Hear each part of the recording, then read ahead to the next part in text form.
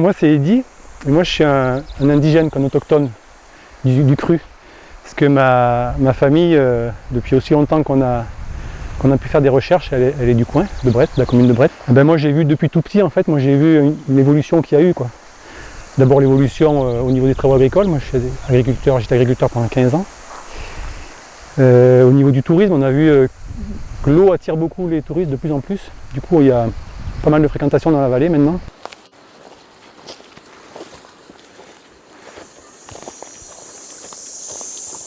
L'impact on le voit au niveau des rivières et puis le long de la route, là où les gens se garent, parce que si on passe à pied ou en vélo le long du talus, il y a les déchets, c'est le truc le plus visible en fait qu'on voit. Moi j'ai plusieurs casquettes, j'ai aussi un petit gîte touristique, donc je suis aussi content que les touristes ils viennent dans la région. En fait c'est tout un équilibre à trouver et le problème à mon sens c'est que l'homme il a été tellement déconnecté. À un moment donné, les chemins entre la nature et puis l'homme se sont séparés, l'homme a été déconnecté de la nature. Et maintenant, il a coupé le lien. Donc, il n'est pas conscient de son impact. Et le problème, il est là. Donc, ce qu'il faut arriver à faire, c'est à sensibiliser les gens. Et c'est là que nous, accompagnateurs en montagne, on a peut-être un rôle à jouer, justement en accueillant ce genre de public et puis en le remettant en lien avec la nature, quoi. Et en expliquant ce qu'on provoque à ce qu'il y ait trop de monde dans la montagne. Voilà.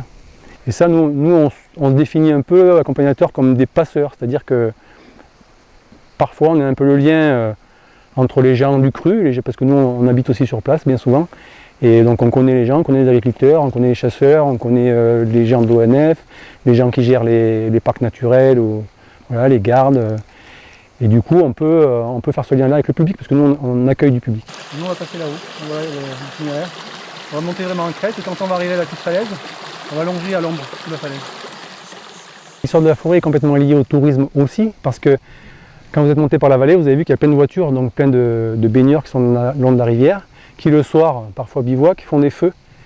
Et du coup, c'est un gros problème. L'ONF, en ce moment, il fait la police, tout l'été, là, pour passer le long des rivières et puis essayer de limiter les gens au niveau des feux, puisque de toute façon, les feux, c'est interdit, hein, l'été, ici. Et du coup, on a très peur pour cette forêt. Et nous, on a peur aussi au niveau communal, parce que maintenant, on est entouré de forêt, en fait. Donc, s'il y a un incendie qui se déclare, on est en plein milieu, quoi.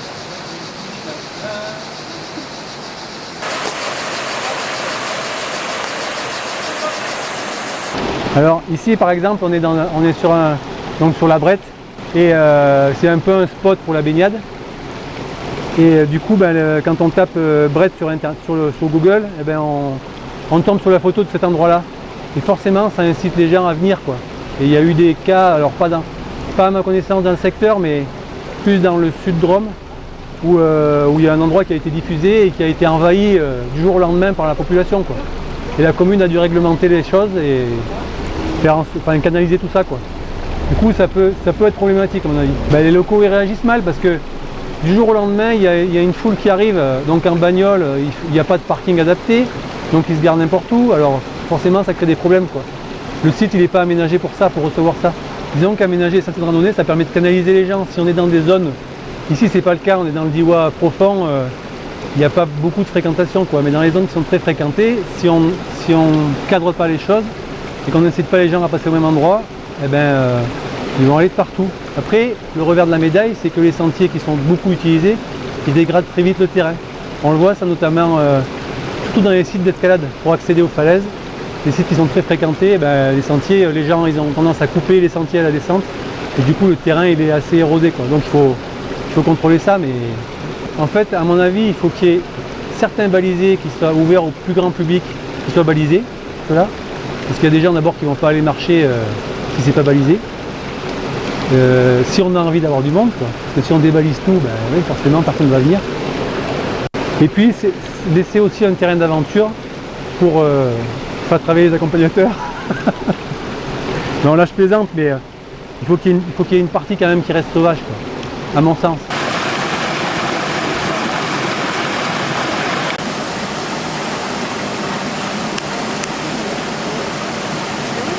On constate que les hivers sont de plus en plus chauds, du coup il n'y a pas de neige qui est sur les reliefs, et il n'y a pas de réserve d'eau dans le sol, quoi. On imagine que c'est ça. Il y a une autre chose aussi, c'est que La végétation, elle est en train de recouvrir le terrain de plus en plus, donc forcément, elle absorbe aussi la pluie qui tombe. Et du coup, il y a moins d'eau qui pénètre dans le sol. Alors moi, je serais curieux de faire une étude dans la vallée de la Roine, par exemple. Tout le bas de la vallée de la Roine est hyper fréquenté l'été.